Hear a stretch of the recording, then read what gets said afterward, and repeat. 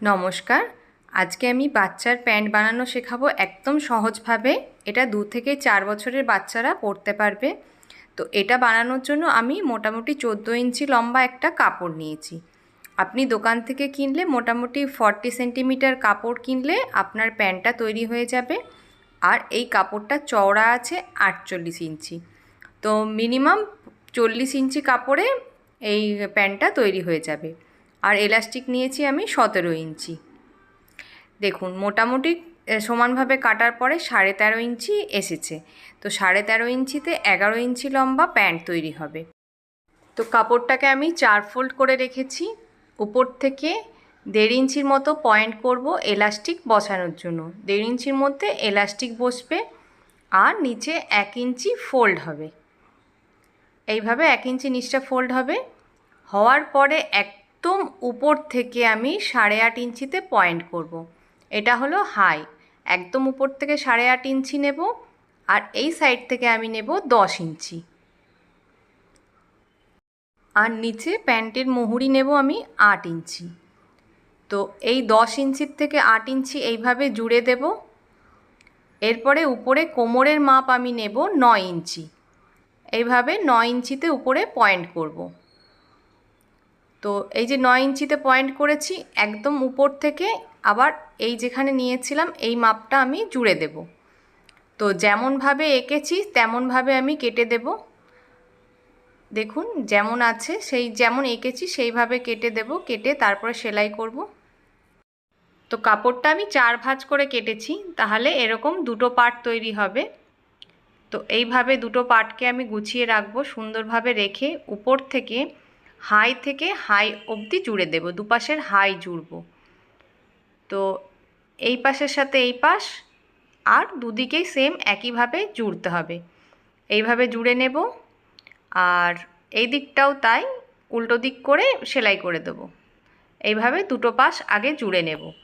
তো এই দুটো পাশ জোড়ার পরে এইভাবে দুটো পাশ জুড়ে নেওয়ার পরে নিচের দিকটা আমরা 1 ইঞ্চি যে রেখেছিলাম 1 ইঞ্চির মধ্যে ডবল ফোল্ড করে সেলাই দেব। 1 ইঞ্চির মধ্যেই প্রথমে একটা ফোল্ড, তারপরে আরেকটা ফোল্ড করে সেলাই দেব। এরকম ডবল ফোল্ড করে 1 ইঞ্চির মধ্যে সেলাই দিয়ে দেব। তো দুপাশেই পায়ের মুহুরিতে সেম একইভাবে আমি সেলাই দিয়ে দেব।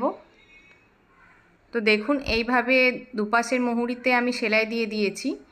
এইভাবে সেলাই দেওয়ার পরে নিচটা আমি জুড়ে দেব। এইভাবে ধরে এইভাবে আমি সেলাই দিয়ে দেব। যেমন দাগ দিয়েছি সেই দাগ অনুযায়ী আমি সেলাই দিয়ে দেব। তো দেখুন এইভাবে আমি সেলাই দিয়ে দিয়েছি। এরপরে যে উপরে কোমরে 1.5 ইঞ্চি নিয়েছিলাম এক্সট্রা, 1.5 ইঞ্চির মধ্যে ফোল্ড করে এলাস্টিকটা বসাবো। এলাস্টিক বসানোর জন্য সবসময় মেশিনের পেছনে এইভাবে রেখে এলাস্টিকটাকে সেলাই করবেন, নাহলে অনেক সময় উল্টে যেতে পারে এলাস্টিকটা, বসানোর সময় অসুবিধা হবে। তো 3-4টে সেলাই দিয়ে নিয়ে এলাস্টিককে প্রথমে লাগানোর সময় এইভাবে প্যান্টের মধ্যে আমরা আটকে দেব। এইভাবে রেখে তারপরে সেলাই করব।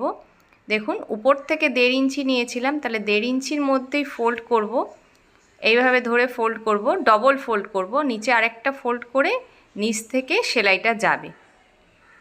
এইভাবে ধরে নিচ থেকে সেলাই দেব। একটা করে ডবল ফোল্ড করে আমরা সেলাই দিতে থাকব। এইভাবে যে জায়গাটায় সেলাই দেব সেই জায়গাটা কাপড়টাও সমান থাকবে আর ভেতরে এলাস্টিকও সমান থাকবে। আর এলাস্টিকের উপর সেলাই পড়বে না, এলাস্টিকের একটু নিচ থেকে আমরা সেলাই দেব। তো যে জায়গায় সেলাই হয়ে যাবে সেই জায়গায় এলাস্টিকটা আমরা এভাবে টেনে, যেখানটা এলাস্টিক সেলাই করছি কাপড়টা যেখানে সেলাই করছি এলাস্টিকটাকে সমানভাবে রাখ। তো এইভাবে সেলাই করতে থাকব। যেখানটা সেলাই করব সেই জায়গাটা এলাস্টিকটাকে টেনে এলাস্টিকটাকে সমান করে নেব। যেখানটা সেলাই হয়ে গেছে সেই জায়গাটা কুঁচকে গেলেও অসুবিধা নেই, কিন্তু যেখানটা সেলাই করব সেখানটা এরকম স্ট্রেটভাবে রেখে তো এইভাবে পুরো কোমরে এলাস্টিকটা আমরা বসিয়ে দেব। তো একইভাবে পুরো এলাস্টিকটা বসিয়ে নেব। তো এই প্যান্টটা যা তৈরি হচ্ছে, যদি আপনার মনে হয় একটু হাইট বেশি লাগবে আপনার, তাহলে আমি যেমন লম্বার 13.5 নিয়েছি, আপনি একটু এক্সট্রা নিয়েও করতে পারেন। তো এই মাপে করলে মোটামুটি সবাই 2 থেকে 4 বছরের বাচ্চারা পরতে পারবে। তো এইভাবে লাস্ট অবধি আমি সেলাই দিয়ে দিলাম। এইভাবে সেলাই দিয়ে এবার প্যান্টটা আমার একদম তৈরি হয়ে গেল। এইভাবে এলাস্টিক বসিয়ে প্যান্ট তৈরি হয়ে গেল। বাড়িতে আপনি নিশ্চয়ই ট্রাই করে দেখবেন কেমন হয়েছে, আর অবশ্যই আমায় কমেন্ট করে জানাবেন কেমন হলো। তো প্যান্ট একদম তৈরি। ভিডিওটি ভালো লেগে থাকলে লাইক করবেন, শেয়ার করবেন, আর আমার চ্যানেল শিবন শিল্পালয়কে সাবস্ক্রাইব করবেন। নমস্কার।